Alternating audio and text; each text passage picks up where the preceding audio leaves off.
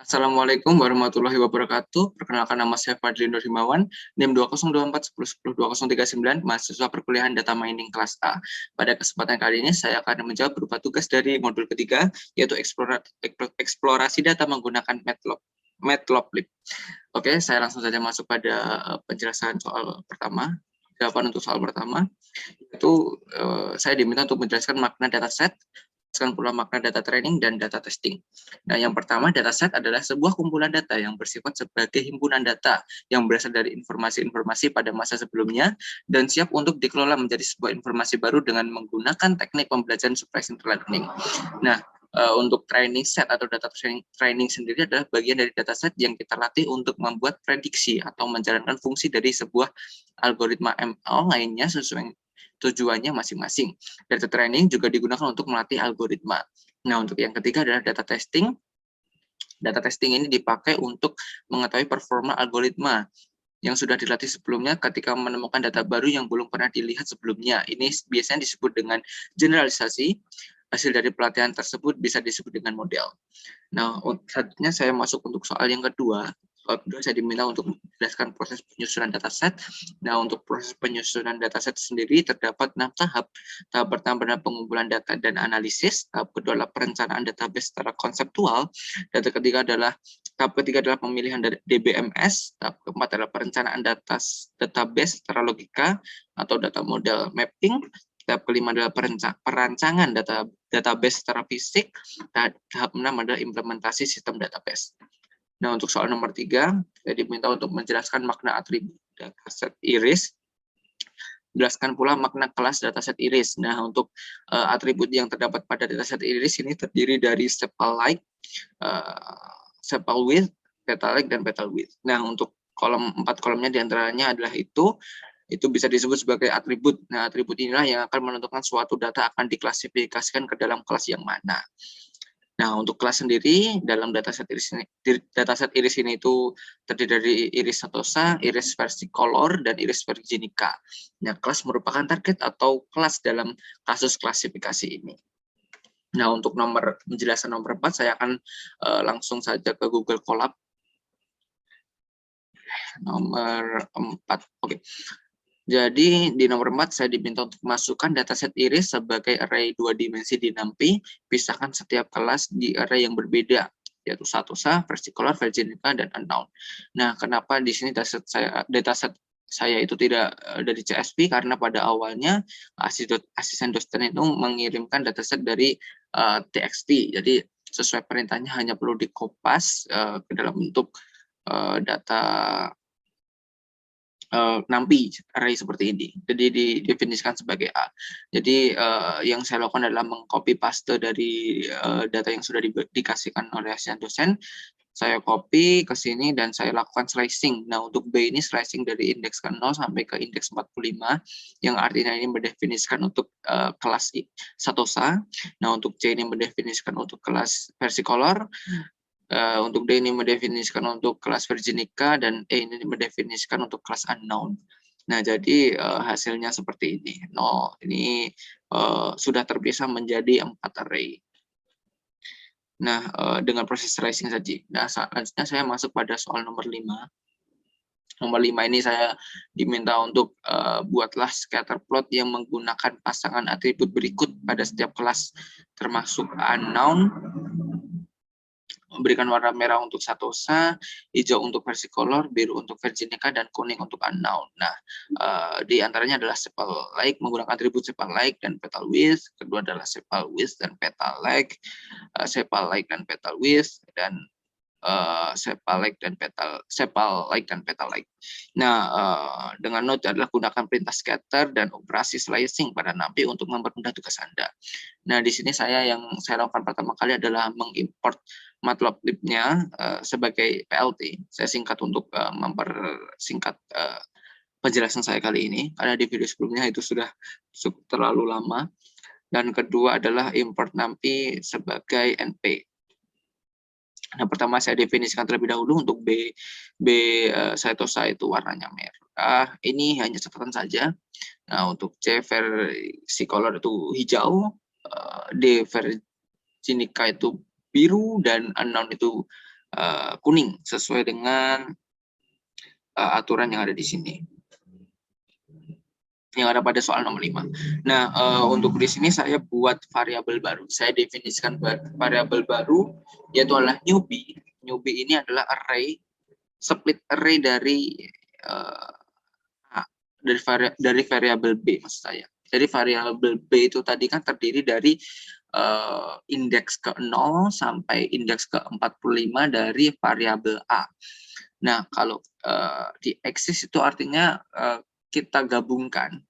Nah, untuk 4, argumen 4 ini menandakan bahwa itu dipisah menjadi 4 array yang berbeda. Nah, jadi ini akan hasilnya adalah indeks ke 0 digabung dengan indeks ke 0 dari indeks selanjutnya, dan juga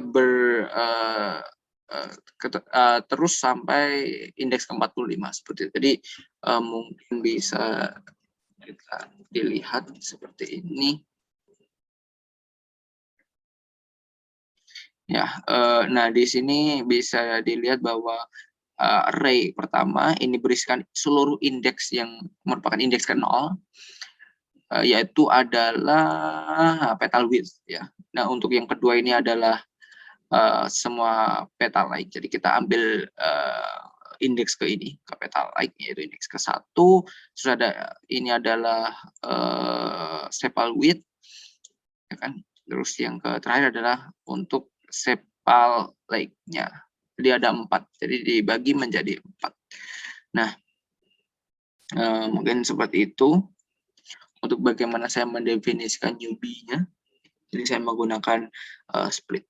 Nah, untuk selanjutnya di sini ada PLT scatter ini untuk membuat node-nya, yaitu newbie indeks ketiga. Nah, ini artinya adalah sesuai dengan perintah yang ada pada nomor 1, yaitu sepal like. Sepal like itu merupakan indeks ke-3, yaitu ini indeks ke-0, ke-1, ke-2, ke-3. Nah, oleh karena itu saya ambil indeks ketiganya untuk sepal likes, dan newbie indeks kedua yaitu adalah petal width sesuai dengan perintahnya gitu. Ini terbalik ya. Jadi petal width itu ada di ketiga. Saya balik dulu. Nah, seperti ini. Dan untuk sepal width yaitu adalah indeks kedua bersama petal like. Petal like yaitu indeks ke sepal. Ini indeks ketiga dengan indeks ke-1 ya. Jadi ini. Nah, selanjutnya adalah sepal like dan indeks ketiga, dan petal width indeks ke-0 itu ada tadi. Dan ini ada kesalahan ya, untuk ini sudah dianulir. Untuk nomor 3 ini adalah sepal. Jadi bukan petal tapi ini pakai sepal. Jadi sini belum saya perbarui. Dan untuk nomor yang terakhir adalah sepal like, yaitu adalah indeks ketiga dengan petal like, yaitu indeks kedua, yaitu ini. Nah, ini definisikan untuk setiap kelas berbeda. Jadi untuk kelas yang berbeda hanya saya definisikan yang newbie-nya, jadi newbie dengan menggunakan variabel B yang mana slicing tadi, itu juga saya gunakan untuk kelas-kelas yang lain seperti itu. Dan hasilnya seperti ini.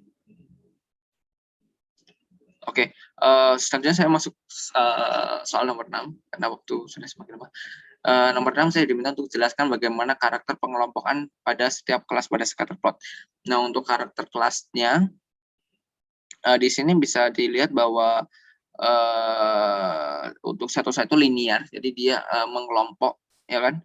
Untuk mengelompok. Nah, versi ini kan dan versi color ini agak cukup terpisah untuk bagian atasnya ini, jadi agak sulit. Nah, untuk kuning yaitu unknown di sini lebih sulit untuk dipisahkan karena dia terlalu overlap terhadap kelas-kelas yang lain seperti itu. Nah, untuk nomor 7 saya diminta untuk memperhatikan yang berjenis unknown dan jelaskan bagaimana cara jenis data unknown. Nah, data jenis unknown ini karena dia mengalami overlap yang terlalu berlebihan sehingga menyebabkan bahwa dia ini tidak bisa untuk sulit untuk dipisahkan dari campuran dari kelas-kelas yang lain seperti itu. Nah, saya langsung masuk pada soal nomor 8. Nomor 8 saya diminta untuk membuat paralel koordinat plot dari data yang berkelas setosa, versicolor, virginica, dan berikan warna merah untuk setosa, hijau untuk versicolor, biru untuk virginica. Dengan note gunakan perintah plot dan operasi slicing pada Nabi untuk mempermudah tugas Anda. Nah, di sini sama seperti tadi saya menggunakan import matplotlib sebagai PLT dan MPS sebagai NP. Nah, di sini X-nya saya definisikan sebagai petal width, petal length, sepal width, dan sepal. Jadi saya samakan dengan yang ada di file yang sudah saya dapat dari Google Drive pertemuan. Jadi di sini Y ini merupakan untuk vertikalnya dan X-nya untuk horizontalnya. Maka dari itu di sini kita bisa lihat bahwa di X-nya itu adalah petal width, petal length, yaitu variabel-variabelnya. Nah, untuk Y-nya pendefinisiannya itu adalah B indeks ke 0 sampai indeks terakhir. Nah, ini artinya saya mengambil indeks ke 0 sampai indeks ke 45. Jadi ini definisikan sebagai 45. Dan koma 0 ini mendefinisikan yaitu indeks yang ada di dalamnya, yaitu indeks saya ambil dari indeks ke 0, yaitu adalah petal width-nya. Nah, untuk selanjutnya di argumen kedua, saya mengambil untuk petal length. Argumen ketiga saya ngambil untuk sepal width, dan argumen keempat saya ngambil untuk sepal length-nya. Kemudian saya PLT plot sesuai perintah dengan XY dengan warna merah sebagai dia itu adalah setosa. Nah, operasi yang sama ini juga saya lakukan untuk dua kelas yang lain, yaitu versicolor dan virginica. Nah, untuk perintah yang di bawah ini merupakan perintah yang digunakan untuk memunculkan karakter label di keterangan di bagian pojok kiri atas ini. Jadi bisa mendefinisikan bahwa garis merah adalah setosa, hijau adalah versicolor, dan biru adalah virginica, seperti itu. Nah, selanjutnya nomor 9. Saya diminta untuk menjelaskan bagaimana karakter pengelompokan setiap kelas pada scatter plot. Nah, untuk kelas virginica dan versicolor di sini memiliki linear yang hampir sama. Ya kan, perbedaannya ini nampak pada setosa, yaitu setosa mengalami overlap yang sangat berlebihan pada sepal width, jadi agak susah untuk dipisahkan seperti itu. Oke. Mungkin sekian saja yang bisa saya jelaskan yang bisa saya jawab dari pertemuan modul ketiga, yaitu eksplorasi data menggunakan matplotlib. Apabila ada kurang dan lebihnya saya mohon maaf. Terima kasih. Wassalamualaikum warahmatullahi wabarakatuh.